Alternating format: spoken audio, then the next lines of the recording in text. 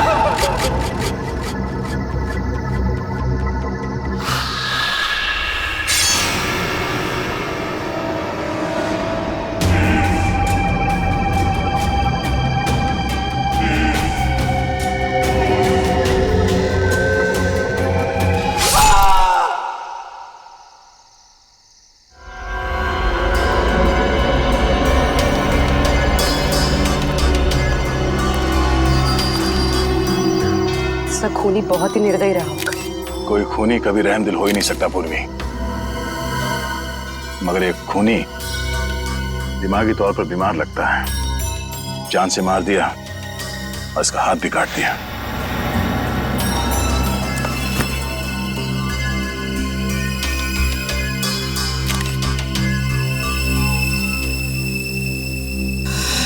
जतिन नाम है इसका, केबल ऑपरेटर है ये।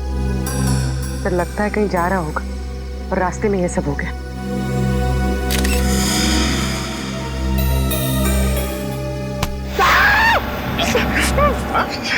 सर अंधेरी रात में आपने मेरे कंधे पे हाथ रख दिया सर, मेरे को डर लग गया। क्या मिला निखिल? सर यहाँ पे इस गाड़ी के टायर का निशान है, लगता है इसे अचानक यहाँ पे ब्रेक मारना पड़ा और कोई निशान यहाँ पे दिखाई दे नहीं रहा है। सर ये किसी इंसान का काम नहीं है सर, ये वही जुलाई वाली आत्मा का काम है सर। सर उसने इससे पहले इसी महीने इसी तरह दो लोगों के खून किए थे सर। आज 13 जुलाई है और उस दिन 4 जुलाई की अंधेरी रात थी। इसी आत्मा ने जीवन का एक पैर काट डाला और जीवन मर गया। किसी ने खूनी को नहीं देखा।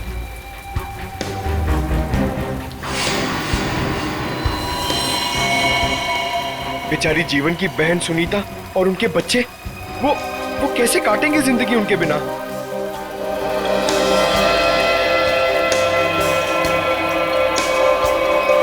और वो पार्लर वाली औरत, उसकी नाक और उंगली काट ली और किसी ने नहीं देखा उस आत्मा को। वो भी इसी खूनी आत्मा के हाथों मारी गई 5 जुलाई की रात को इसी तरह। लेकिन किसी ने तो देखा होगा खूनी को। नहीं सर, हमने कुछ नहीं देखा। जब तक हम अंदर आए रीना मर चुकी थी। ये कोई आत्मा का खेल नहीं है, ये किसी खूनी इंसान के बिगड़े हुए दिमाग का खेल है जो इसे आत्मा का किया साबित करना चाहता है। पूर्वी इस कार को अच्छी तरह से चेक करो, जितने भी उंगलियों के निशान है सब उठा लो। और तुम सब आसपास देखो कुछ मिलता है क्या।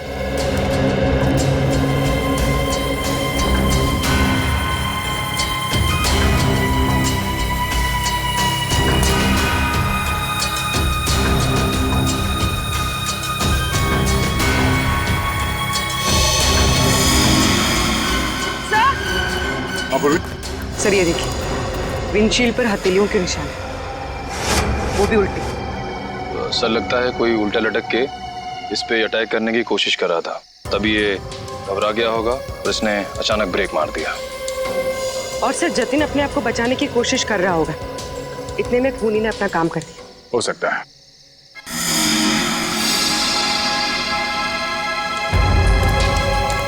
कुछ और भी हो सकता है। ये देखो,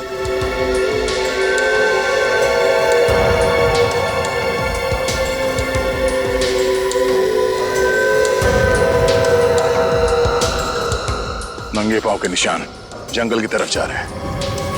विक्रम, लाश को फोरेंसिक लैब भेजने का इंतजाम करो।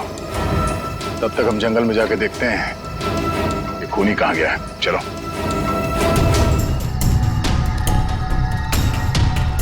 सर हम लोग और कितना आगे जाएंगे सर?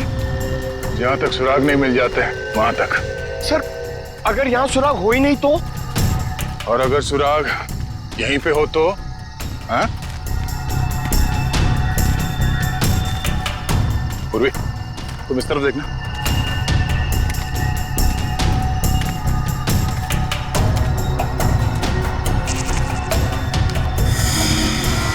पंकज, तुम्हारी आत्मा का कपड़ा। सर ये तो किसी औरत का कपड़ा लग रहा है। सफेद कपड़ा। इस सफेद कपड़े पहन के लोगों को डराती थी और जान ले लेती थी। खून किया और कपड़े भी बदल लिए। ये क्या है?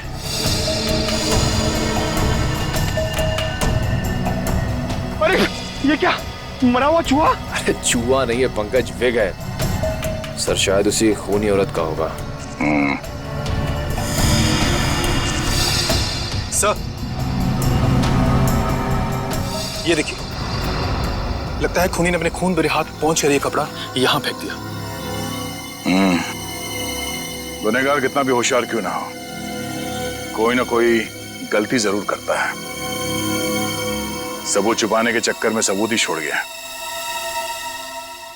जिस तरह से खून हुए उसे देखकर तो लगता है कि खूनी कोई एक ही है। पहले उसने उन तीनों को चाकू से मारा और फिर उनके शरीर का एक एक हिस्सा काट लिया। इन सबको देखकर लगता है कि उसके मन में बहुत नफरत भरी थी इन तीनों के खिलाफ। पहले उसने जीवन का पैर काटा, फिर रीना की नाक और हाथ की उंगली, और अब ये केबल ऑपरेटर जतिन, उसका तो हाथ ही काट लिया। और सर, तीनों को इसी महीने में मारा है, जुलाई में। जरूर इसके पीछे कोई बहुत बड़ा राज है।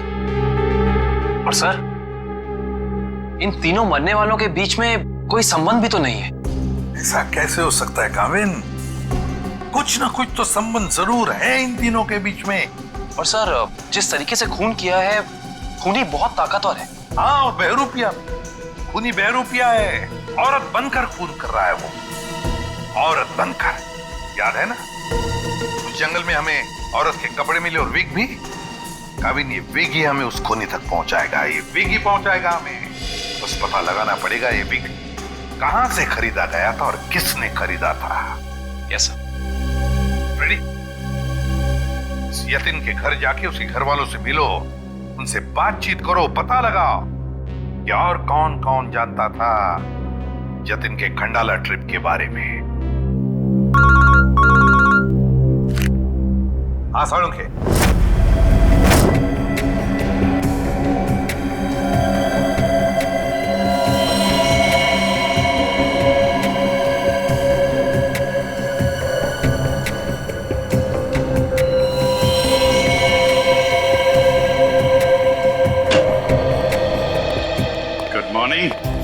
Good morning. आपको भी good morning sir. Good morning. तो ये जतिन की लाश देख के कुछ पता चला घाव के बारे में? हाँ, जतिन का हाथ काटने के लिए जिस तरह का हथियार इस्तेमाल किया गया था, ठीक उसी तरह का हथियार जीवन और रीना के लिए किया गया था। इसका मतलब सर, कम से कम ये तो पता चला कौन से हथियार से इन सबका खून किया गया, जो इन सारे केसेस को जोड़ता है। अरे कौन सा हथियार नहीं यार, किस तरीके का हथियार है ये पता चला। सालुंखे साहब, किस तरीके का हथियार है? देखो, इन तीनों को चाकू के वार से मारा गया है। घाव काफी गहरे हैं, इससे पता चलता है कि खूनी बहुत ताकतवर है, उसने बहुत ताकत के साथ वार किया है। खूनी का काम करने का तरीका कुछ ऐसा है कि पहले तो वो चाकू से लोगों की जान लेता है और फिर उसके बाद बड़े इत्मीनान से बैठकर आरी से मरने वाले के अंगों को काट करके अलग करता है। कोई दिमागी रूप से बीमार आदमी लगता है, साइकोपैथ। और हाँ, ये देखो, जानते हो क्या है भाई साहब? ये कुत्ते का बाल है।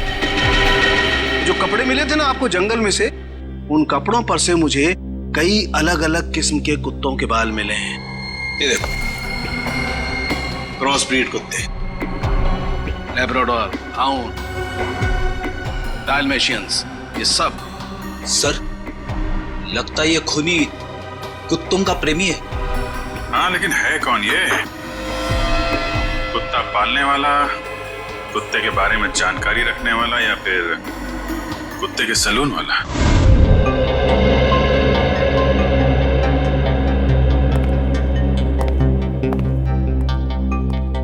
मैं और क्या बताऊं सर, मुझे तो विश्वास ही नहीं हो रहा है कि जितिन भैया को कोई क्यों मारना चाहेगा। वो एक सीधे साधे आदमी थे। अपने केबल नेटवर्क के बिजनेस के अलावा उनको फुर्सत ही नहीं थी कि वो किसी और विषय में सोचे। अच्छा, आपके अलावा और कौन जानता था कि जतिन खंडाला जाने वाले? खंडाला जाने के प्लान के बारे में तो उन्होंने मुझे अचानक ही बताया था, और मुझे नहीं लगता कि किसी और को भी उन्होंने इस बारे में बताया होगा। फोन पे किसी से बातचीत कर रहे हो, कुछ सुना हो? नहीं, फोन पे नहीं। सर? हाँ श्रेया? सर इधर। क्या मिला? सर ये देखिए, लगता है जतिन के जो जो जरूरी काम थे या जो काम बाकी थे, रिमाइंडर्स के तौर पे उसने इस नक्शे पे सारी पर्चियां बना ली थी ताकि कुछ छूटे नहीं। 11 जुलाई पेमेंट कलेक्ट करना है, एक्सरे करवाना है, डॉक्टर के साथ मीटिंग, इलेक्ट्रिशियन 10 जुलाई। 10 जुलाई को तो जतिन की मौत हुई थी ना? हाँ सर।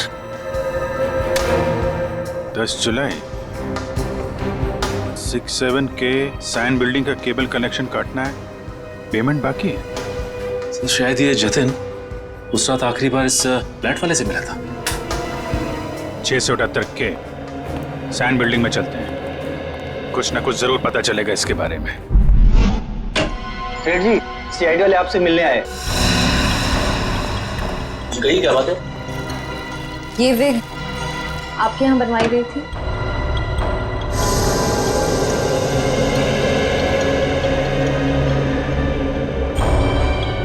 जी हाँ, ये हमारे यहाँ था। किसने बनवाई थी? क्या बात है, कुछ गंभीर मामला लग रहा है। मामला वाकई गंभीर है। हमें शक है जिसने ये विग बनवाई थी वो खून भी करता है। सर ये तो औरत की विग है। औरत और खून? हाँ, क्या आप प्लीज बता सकते हैं कि ये विग किसने खरीदी थी?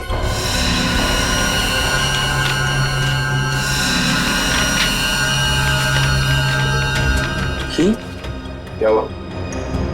सर ये खूनी नहीं हो सकती सर।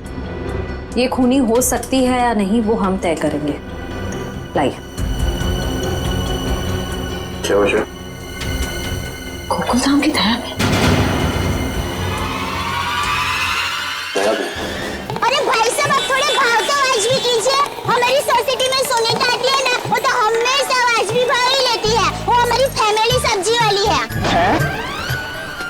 अरे भाई बस आपका नहीं और मेरा नहीं, इसके 25 रुपए रखो। अरे बहन जी, इतना तो मुझे घर में पड़ता है। हाँ तो ये भी मुझे घर में ही लेके जाना है। अरे मेरे कहने का मतलब इतनी तो मेरी खरीद पड़ती है। गोकुल धाम सोसाइटी से पता कर लिया है, यहाँ पे यही कहीं आई है भाजी खरीदने। अरे लेकिन उसे ब्यूरो कैसे लेके जाएंगे? विक के बारे में बता के सर, विक के बारे में। अरे नहीं, गुस्सा हो जाएगी। एक काम करते हैं, ये उसे ना वो गरबा वरबा की बातें बता कर ना उसे मना लेते हैं। वैसे भी हम दोनों को वो भाई मानती है ना। हाँ ले जाओ, सब ले जाओ, सब ले जाओ, सब फ्री में लेके जाओ। अरे नहीं भाई, मेरी माँ हमेशा कहती है जब भी किसी को कोई भी चीज दो ना एकदम दिल से देनी चाहिए ताकि सामने वाले को संतुष्टि हो। और टप्पू के पापा भी ये बात मानते हैं। अरे बहन जी, मैं मानता हूँ कि ग्राहक भगवान होता है, उसकी इज्जत करनी चाहिए, लेकिन मैं ये सब्जी पे फ्री में नहीं दे सकता, मैं लुट जाऊंगा। अच्छा चलो भाई, बस ठीक है, आप जितने कहते हो ना इतने पैसे दूंगी, बस।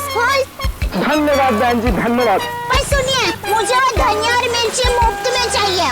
चलो ठीक है, देता हूँ मैं। लीजिए बहन जी, ये लीजिए। पैसे आ गए, अपने आप तो कमाल करते हैं भाई।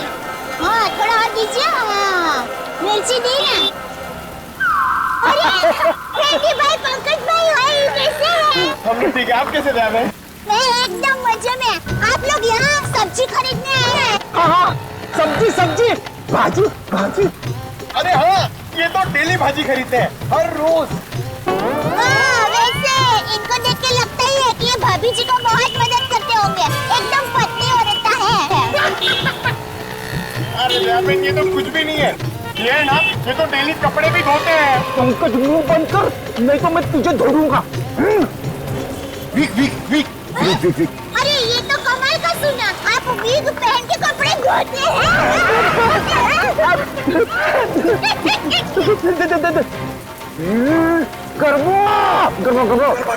अरे ये तो और भी नया सुना, आप विग पहन के गरबा करते करते कपड़े धोते हैं। मैं हर काम ना गरबा खेलते खेलते करता हूँ, ये देखो। अरे फ्रेंडी भाई, अभी थोड़े दिन पहले तो आपको सिखाया था, आपको जरा ठीक तरह से नहीं आ रहा है। अरे दयाबेन लगता है ये भूल गए, इन्हें जरा गरबा करना सिखाओ ना। अभी यहाँ अर्जेंट है। अर्जेंट है। हाँ ठीक है, सीढ़ी भाइयों का काम नहीं रुकना चाहिए। देखिए हम लोग यहाँ रास्ते में गरबा करेंगे ना तो एक्सीडेंट हो जाएगा। गरबा करने के लिए थोड़ी जगह होनी बहुत जरूरी है। दयाबेन टेंशन लेने की जरूरत नहीं है, फ्रेडी के पास है कैसी जगह।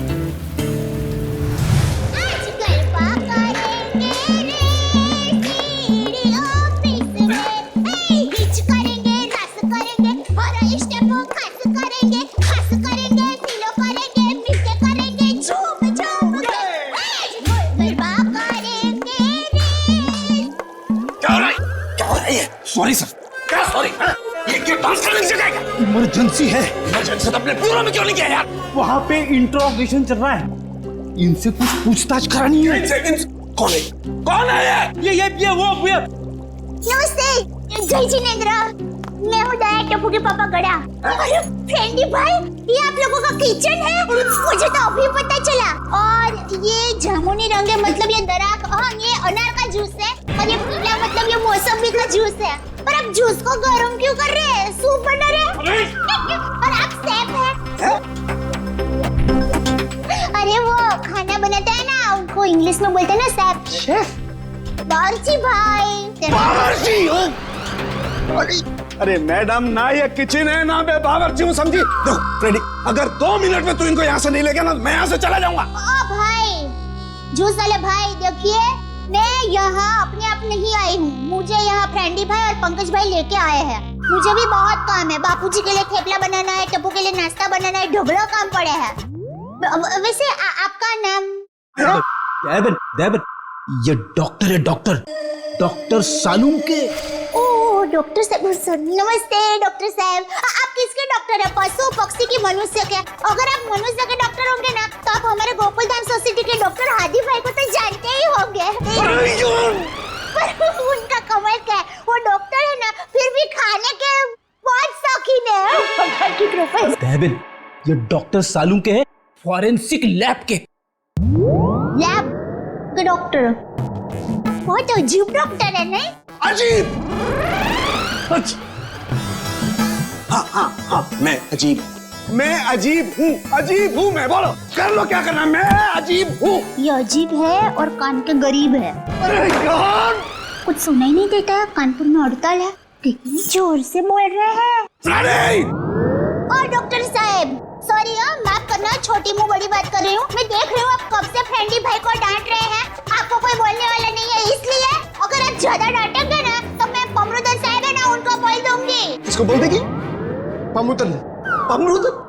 Sorry sir, ACP Pradyuman sir. ACP? ये एसीपी का क्या है ना? हाँ, बोल दो, जा करके एसीपी को बोल दो, मैं डरता नहीं हूँ एसीपी से, अंडरस्टैंड? ओहो, राम राज्य प्रजा सुखी। भाई साहब, ये बेचारे फ्रेंडी भाई गरबा सीखने की कोशिश कर रहे हैं, मेहनत कर रहे हैं, आप उनको डांट रहे हैं। और ये भाई है कि यहाँ पर आराम कर रहे हैं, आप इनको कुछ नहीं कह रहे हैं, और ये बेचारे फ्रेंडी भाई को डांट रहे हैं। दयाबेन, हमें ऑर्डर नहीं है, यहाँ पे जो सोता है ना वो सोता ही रहता है। अरे पर दिन में कोई कैसे सो सकता है? सेहत के लिए अच्छा नहीं होता है। और साहब आप तो डॉक्टर है, आप इनको समझाइए, उठाइए जरा। दिन में सोना ठीक नहीं है ना? नहीं, गलत बात है ना? अच्छा। हाँ तो एक काम करो, आप जाकर के इनको उठा दो। जरूर। हाँ, उसमें क्या? हे जागने तू जागवा, श्री कृष्ण गोवारिया, तुझ बिना धेनुमा कौन जासे। भाई लगता है गुजराती नहीं है। हाँ गुजराती नहीं। उठाओ उठाओ भाई, उठिए, चलिए चलिए चलिए उठिए, दिनचर्या शुरू कर दीजिए, दिन शुरू हो गया है। उठाओ उठाओ उठाओ उठाओ, हाँ उठाओ उठाओ।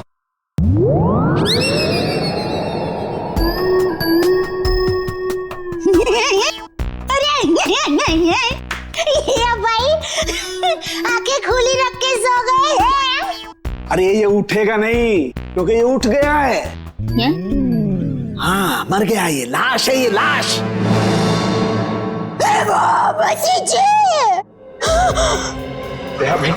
रहने दो, ये तो संसार का नियम है, जो एक बार आया है उसे जाना भी है। अरे तो यार इन्हें भी जाना है, इन्हें भी ले जा यार, तू ले जा इन्हें, ले जा।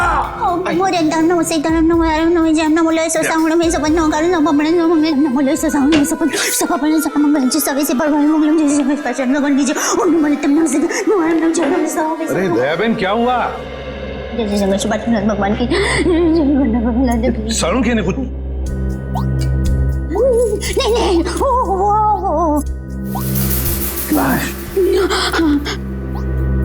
दयाबेन ये फोरेंसिक लेबोरेटरी है, यहाँ पर लाशें पड़ी रहती है।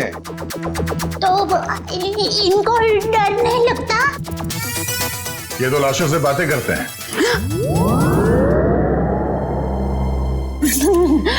दरअसल हमने आपको यहाँ ये विग दिखाने के लिए बुलाया। ये तो बबीता जी की विग है। ये बबीता जी? हाँ, हमारे गोकुलधाम सोसाइटी में रहते हैं, हमारे पड़ोसी है। अय्यर भाई उनके पति का नाम है। वो दरअसल हमारे में पति का नाम नहीं बोल सकते, लेकिन दूसरे के पति का नाम बोल सकते हैं, उसमें कोई प्रॉब्लम नहीं है। फिर वो बबीता जी ने विग मंगाई थी, भाई की विग मंगाई थी, पर गलती से बहन की विग आ गई थी, तो वो वापस करने के लिए गए थे। लेकिन आपके पास ये विग कैसे आई? हम बबीता जी से पूछ लेंगे। हाँ आइए, घबराइए मत, आइए। पर मुझे यहाँ पे क्यों बुलाया गया है? आप आइए तो सही। सर क्या हुआ है? अब आपको कैसे बताएं क्या बात है? देखिए बबीता जी, हम यहाँ आपको बुलाकर कोई शौक देना नहीं चाहते, मगर आप इतने झिझक क्यों रहे? नहीं, मैं झिझक नहीं रहा हूँ। अब जो हम आपको बताने जा रहे हैं शायद वो सुन के आपको धक्का लग जाए। धक्का? जी हाँ, इस विग को देखिए। ये विग यहाँ पे कैसे आ गया? आप पहचान दिए इस विग को? इस विग ने तो मुसीबत कर रखी है। कैसी मुसीबत? बनवाया था आदमी के लिए, बन गया औरत का। किसके लिए बनवाया था ये विग? वो एक्चुअली मेरी एक फ्रेंड है, उनके हस्बैंड को बाल कम है और उन्हें काफी शर्म आ रही थी एक विग वाले के पास जाने को, तो उन्होंने आपसे कहा? जी हाँ, और फिर मेरी दया भाभी को कहा। अब ये दयाबेन कहाँ आ गई इस विग की स्टोरी में? नहीं, वो एक्चुअली दया भाभी को काफी कुछ मालूम होता है ना, इसके लिए। अच्छा फिर क्या हुआ? और फिर दया भाभी ने जेठा जी को कहा, और फिर जेठा जी ने पिताजी को कहा, पिताजी ने नेताजी को कहा, नेताजी ने बेटे जी को कहा। अरे बबीता जी प्लीज, कहीं तो ये खत्म होगा क्या नहीं, बताइए ना आगे क्या हुआ?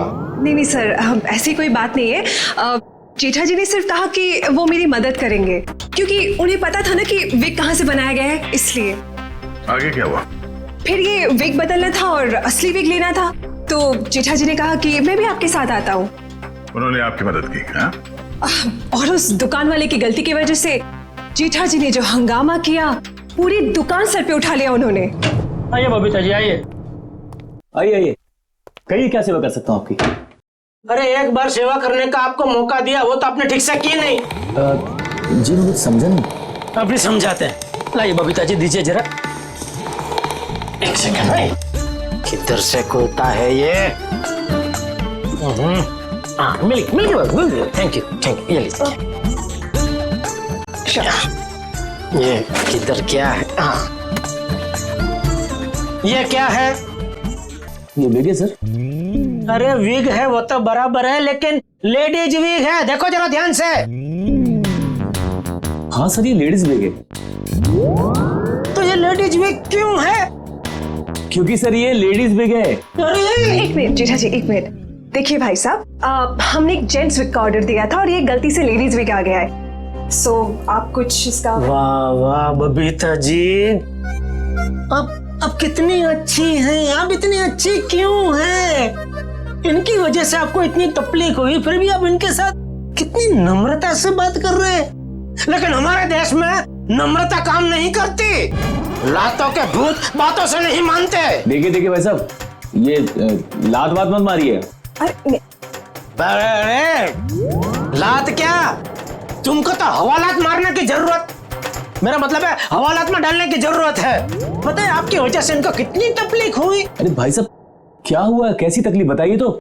अच्छा बताते हैं।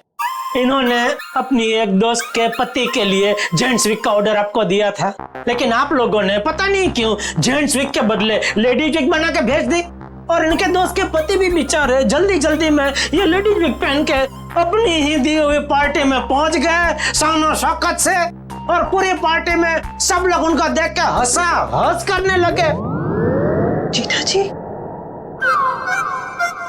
हो गई एहसास हो गई। सब लोग कहने लगे अरे वाह वाह वाह, पहली बार हमने दाढ़ी मूंछ वाली लड़की देखी भाई साहब। आपकी वजह से ये तकलीफ हुई उनको, और उनकी वजह से इनको तकलीफ हुई, और इनकी वजह से मुझे तकलीफ हुई। सॉरी भाई साहब, गलती हो जाती कभी कभी इंसान से। सॉरी भाई साहब, हो जाती है गलती कभी कभी, बस इतना बोल दिया, बात खत्म है, बात खत्म, बस हो गई गलती। ये नहीं चलेगा, नहीं चलेगा ये। देखिए भाई साहब, आप जरा आवाज नीचे करके बात करिए प्लीज। नहीं होगी मेरी आवाज नीचे, नहीं होगी। जेठा जी one second, just relax and calm down, okay? Just a second. Okay भैया, इट्स ओके, इट हैपेंस। आप अभी एक काम कर दीजिए, ये विग हमें बदल के दे दीजिए प्लीज। हाँ विग तो बदल के दीजिए और पैसे भी वापस दीजिए, फ्री में दीजिए विग। देखिए पैसे के लिए आपको सेठ से बात करनी पड़ेगी। क्यों सेठ जैसा क्यों बात करनी पड़ेगी? गलती करो तुम और भुगते सेठ जी, सेठ लोग क्यों भुगते? पैसा तुमको ही देने पड़ेंगे, दो पैसे दो। देखिए भाई साहब, बहुत हो गया आपका। अब ना आपको पैसा मिलेगा और ना विग मिलेगा, जाइए यहाँ से, और जो करना है कर लीजिए। तो छिलनी पटली में से क्यों तो? वन सेकेंड भैया प्लीज। नहीं बबीता जी नहीं, इनके सामने गिड़गिड़ाने की कोई जरूरत नहीं है। पूरे मुंबई में क्या इनकी एक की दुकान थोड़ी है, हजारों लाखों विग की दुकान है, हम वहां से ले लेंगे। कहीं ना कहीं से तो हमें विग मिल ही जाएगी बबीता जी, और अगर नहीं मिलेगी बबीता जी तो मैं अपने बाल काट के उसकी विग बना के आपके चरणों में अर्पण कर दूंगा। जीजा जी इट्स ओके, ओके।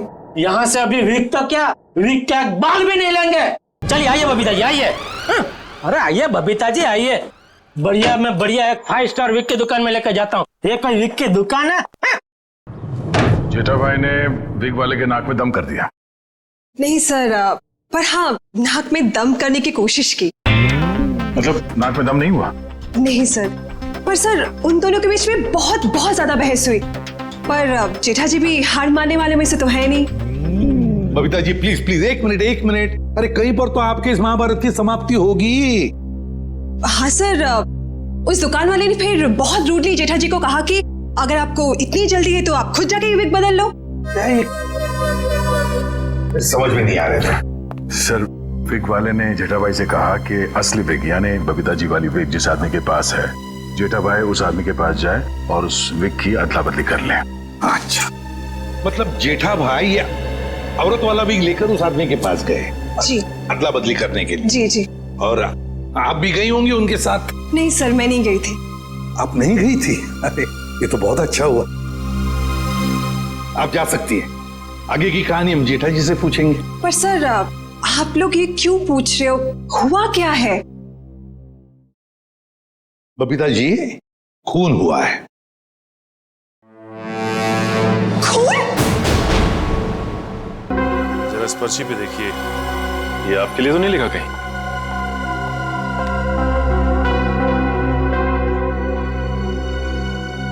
ये तो जतिन का लिखा हुआ लगता है। बिल्कुल सही पहचाना आपने। मगर ये आपके पास क्यों है? एक्चुअली जतिन का खून हो गया है। खून? खून? ये आप क्या बात कर रहे हैं सर? वो भी कल ही तो हमारे घर पे आए थे। और कल ही खंडाला रोड पर उनका खून हो गया, आपके घर से निकलने के बाद। कहीं आप लोग हम पर तो शक नहीं कर रहे? क्या करें, हमारा काम ही कुछ ऐसा है। शक से शुरुआत करते हैं और सबूत तक पहुंचते हैं। लेकिन हम क्यों मारेंगे उनको सर? हाँ, केबल की पेमेंट को लेके थोड़ा झगड़ा हुआ था हमारा, लेकिन क्या हम आपको खूनी दिखाई देते हैं? वो सब छोड़िए, आप ये बताइए कि जतिन यहाँ अकेला आया था या फिर उसके साथ में कोई और भी था? जी नहीं, वो अकेले थे। खंडाला जाने के बारे में कुछ बात कर रहा था वो? हाँ हाँ, वो कह रहे थे कि यहाँ से वो खंडाला जा रहा है। ये बात आप दोनों के अलावा और किसी ने सुनी थी? दरवाजे पे खड़े होकर जोर जोर से चिल्ला रहे थे वो। आते जाते ना जाने कितने लोगों ने सुना होगा, हम कैसे बता सकते हैं? ठीक है ठीक है, अभी हम लोग जा रहे हैं, जरूरत पड़ी तो दोबारा तकलीफ देंगे।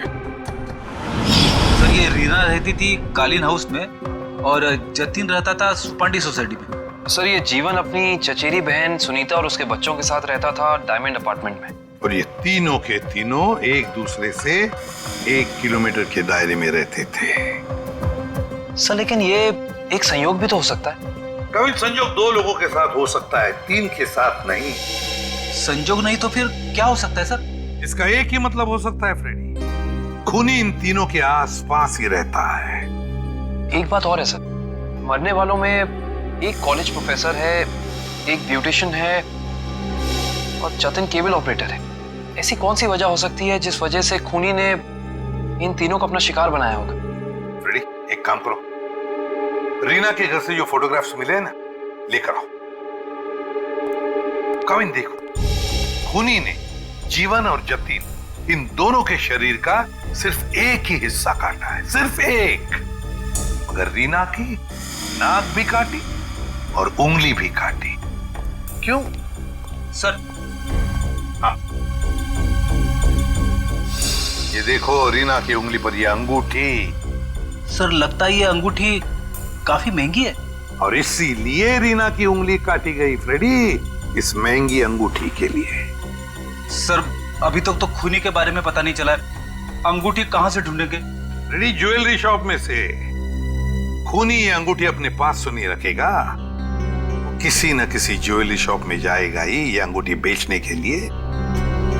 बस पता लगा शहर में ऐसा कौन सा ज्वेलरी शॉप है जहां पर ये अंगूठी बेची गई है और कौन बेचने आया था। आसान क्या, पता चला कुत्तों के बालों के बारे में? अच्छा, animal lovers clinic, Goregaon. Supriya market में तनीषा नाम की एक लड़की का बुटीक है, वहां पे जेठालाल ने वो विग दी थी।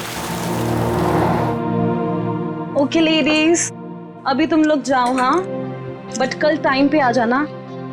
कल हम अपने फैशन शो की प्रैक्टिस करेंगे। Okay, thank you. You can go now, leave it, मैं रख दूंगी। Bye bye.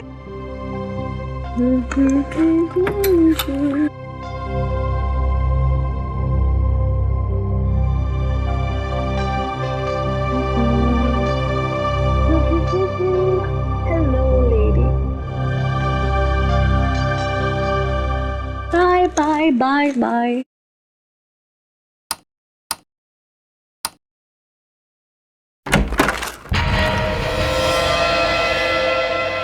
कौन है? कौन है?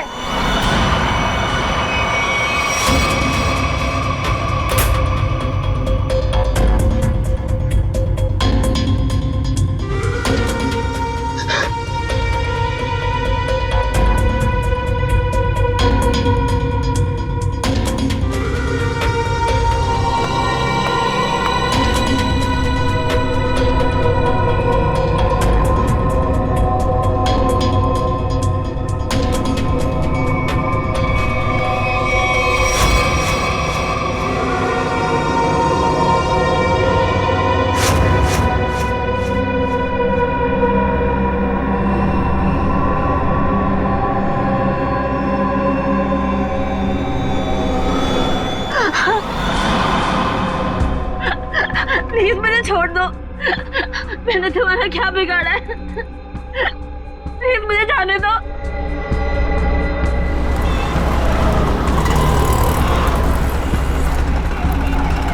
सर, वो रहा तनीषा का बुटीक। प्लीज छोड़ दो।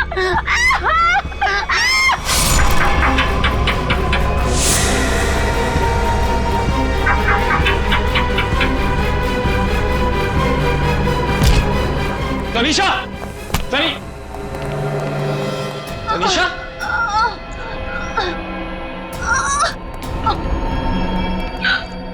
एम्बुलेंस बुलाइए जल्दी। संभाल के।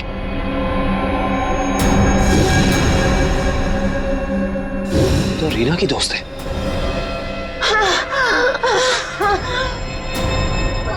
आखिर इस सबके पीछे है कौन? सीआईडी जी, कहिए क्या मदद कर सकता हूं मैं? डॉक्टर साहब, हम एक खूनी की तलाश कर रहे हैं जिसने 3 खून किए हैं। उसके कपड़ों से हमें कुछ ऐसे क्रॉस ब्रीड कुत्तों के बाल मिले हैं जिसका डीएनए आपके यहाँ इलाज कराने वाले कुत्तों के डीएनए से मैच करता है। यहाँ हर रोज सैकड़ों लोग अपने कुत्तों के इलाज के लिए आते हैं। अब किसका बाल मिला है हम कैसे बता सकते हैं? कुत्तों का छोड़िए, हमें वो आदमी चाहिए जिसने खून किए। Sir, we are dog lovers. कुत्तों से इतना प्यार करते हैं, इंसान को कैसे मार सकते हैं? ये तो फिंगरप्रिंट्स लेने के बाद ही पता चलेगा। फिंगरप्रिंट्स? जी हाँ, जतिन नाम का आदमी जिसका खून हो चुका है, उसकी गाड़ी पर से हमें खूनी के फिंगरप्रिंट्स मिले। तो डॉक्टर साहब, हम आपके और आपके स्टाफ के फिंगरप्रिंट्स के साथ उस फिंगरप्रिंट को मैच करना चाहते हैं। Please cooperate.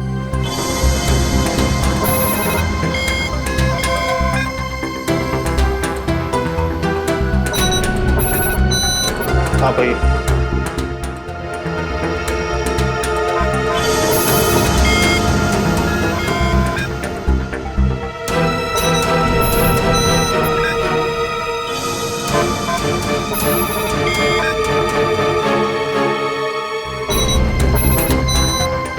आप आइए।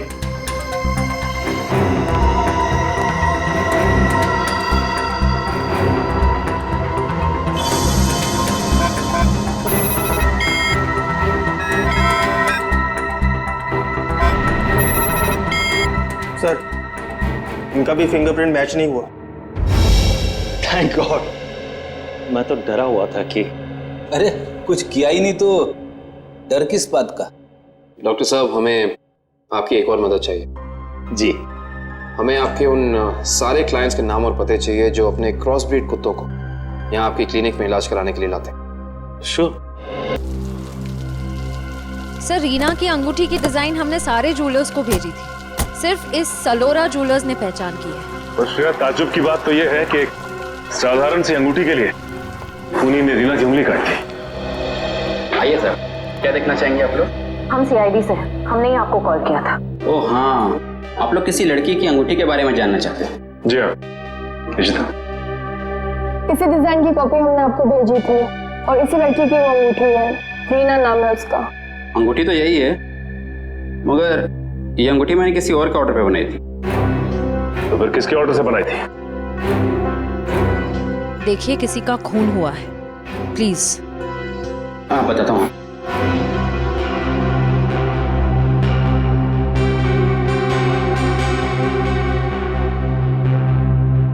ये देखिए।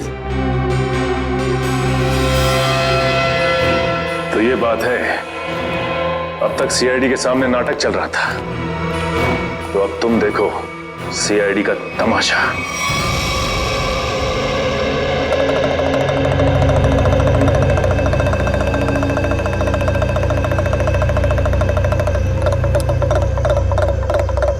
मेहरबान साहिबान, कदरदान, लाले दी जान, जल्दी आइए जल्दी। आपके सामने एक तमाशा पेश करने वाले हैं हम लोग। एक ऐसा तमाशा जो सच्ची घटना पे आधारित है, एक ऐसा तमाशा जिसे देख के आपके होश उड़ जाएंगे। जल्दी आइए मेहरबान साहिबान। अरे बहनों, भाइयों, दोस्तों, जल्दी आओ।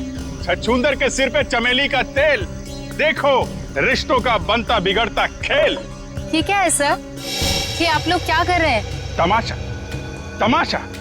हम यहाँ आपके सामने एक तमाशा लेकर आए हैं। अच्छा लगे तो ताली बजाना, और पसंद ना आए तो जोरदार ताली बजाना, लेकिन ताली जरूर बजाना। तालियां।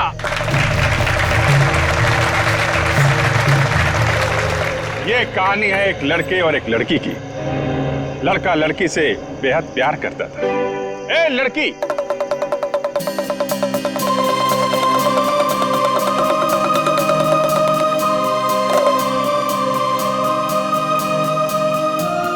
रीमा,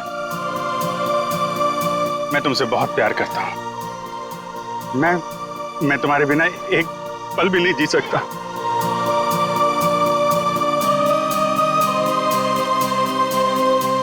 सच्ची? मुझे कसम से मेरा प्यार सच्चा है, जैसे चकोर चांद से करता है, झरना नदी से करता है और खुशबू फूल से करती है। और ये फूल तुम्हारे लिए, इसमें मेरा दिल है। क्या तुम मुझसे शादी करोगी?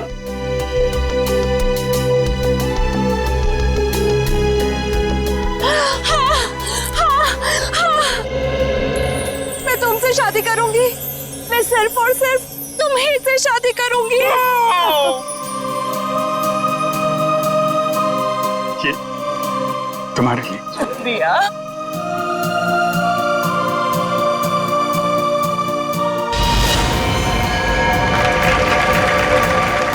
लेकिन मेहरबान कदरदान साहिबान लाले दी जान, जिस लड़के की शादी होने वाली थी उसकी एक बहन भी थी। बहन, शुरू हो जाओ।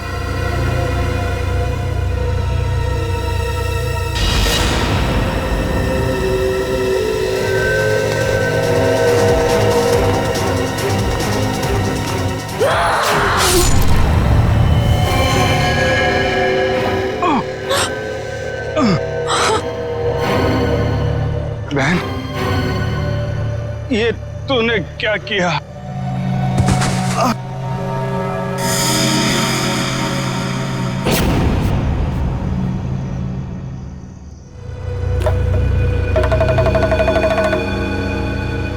मेहरबान साहिबान कदरदान, भाई को मारने के बाद भी बहन रुकी नहीं, उसने उसकी मंगेतर का भी खून कर दिया।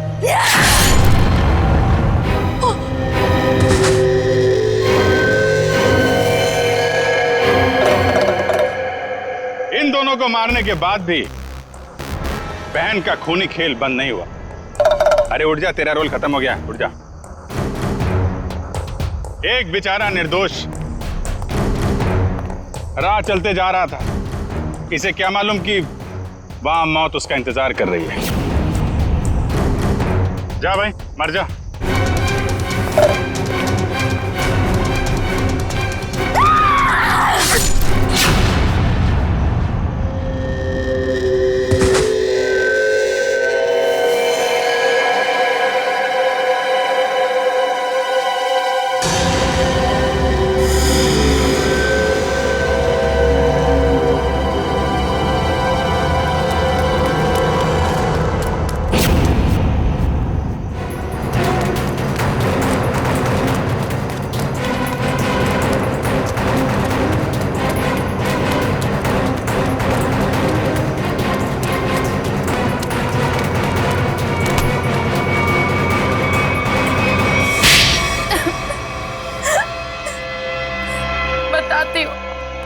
सच बताती हूँ, मैंने ही अपने चचेरे भाई और उसकी मंगेतर रीना का खून कर दिया, क्योंकि वो दोनों मुझे अपने घर से निकाल देना चाहते थे।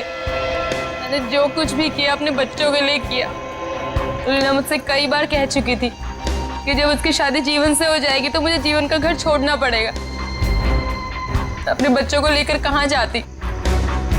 मैं एक तलाकशुदा औरत हूँ और ज्यादा पढ़ी लिखी भी नहीं हूँ, इसलिए मैंने सोचा कि तुम दोनों को अपने रास्ते से हटा देती हूँ, और मैंने वो ही किया।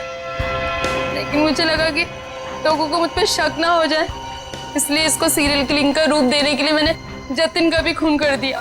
तुम्हें क्या लगा ऐसा करने से तुम बच जाओगी? हैं?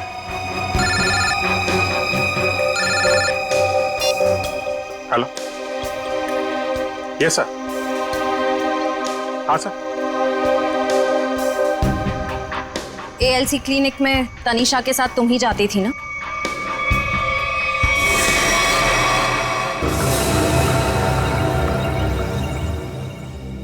मुझे बचा लो प्लीज, मुझे बचा लो प्लीज। तुम यहाँ क्या कर रही हो? मैंने तुम्हें कितनी बार कहा है कि मेरा और तुम्हारा अब कोई लेना देना नहीं है। मैं बहुत खतरे में हूँ, मेरे पीछे सीआईडी लगी हुई है, प्लीज मुझे बचा लो। क्या सीआईडी? मैं तुम्हारे हाथ जोड़ती हूँ, प्लीज मुझे बचा लो, मैं बहुत मुसीबत में हूँ।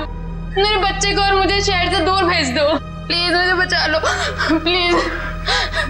खून करने में मैं तुम्हारी मदद कर दी, लेकिन सीआईडी से बचना नामुमकिन है।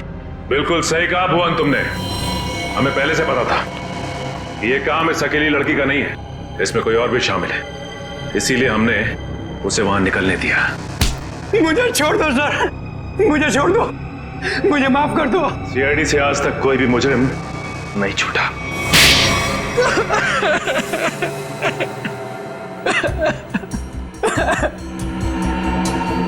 सर मैं ये मजबूरी में कर रहा था, मेरे पास और कोई चारा नहीं था। ये मुझे ब्लैकमेल कर रही थी। मैं जिस कंपनी में एमडी था, सुनीता वहां क्लर्क के तौर पर काम कर रही थी। उसने मुझे कंपनी के 5 करोड़ रुपए गबन करते पकड़ लिया था। इसके पास मेरे खिलाफ पक्के सबूत थे। ये मुझे आसानी से 15 साल के लिए जेल भिजवा सकती थी। मैंने इसे रुपए देने चाहे, मगर इसने खून में मदद करने की शर्त रखी। या तो मैं इसकी मदद करता या जेल जाके मैं अपनी और महक की जिंदगी बर्बाद कर देता। उस दिन भी ये मेरे घर में मुझे धमकी दे रही थी। तभी जतिन ने डोरबेल बजाया। सोच क्या रहे हो तुम? अगर तुम्हें बचना है ना तो जो मैं कहती हूँ उसे मान। मैं और खून नहीं कर सकता। 5 करोड़ रुपए की चोरी की है तुमने, तो ठीक है, जेल की चक्की पीसने के लिए ना तैयार हो जाओ, नहीं तो भूखी मरेगी तुम्हारी ये प्यारी बीवी। धीरे बोलो। तो ठीक है, अपने दिलो दिमाग से ये पीछे हटने का ख्वाब ना निकाल दो, और एक और खून करना है तुमने। क्या? सुनीता ने हमें जतिन से लड़ते हुए देख लिया था और उसे जतिन के खंडाला जाने का प्लान पता था। और तुम दोनों ने मिलकर जतिन को मारने का प्लान बनाया है ना? हाँ, जीवन और रीना का खून को और उलझाने के लिए मुझे एक और शिकार की जरूरत थी। और तुम्हारा शिकार था बेचारा जतिन। जायदाद की लालच में तुमने 3-3 मासूम लोगों की जानें ली, 3-3 लोगों की जानें ली। और वो तुम, उसमें तुमने इसका साथ दिया। तुम भी उतने ही दोषी हो जितनी की ये है। तुम दोनों को तो फांसी ही होगी, फांसी। एसीपी प्रद्युमन की विनती स्वीकार कर ली है कि सीआईडी टीम सुनीता के बच्चों की तब तक देखभाल करेगी जब तक वे बालिग नहीं हो जाते।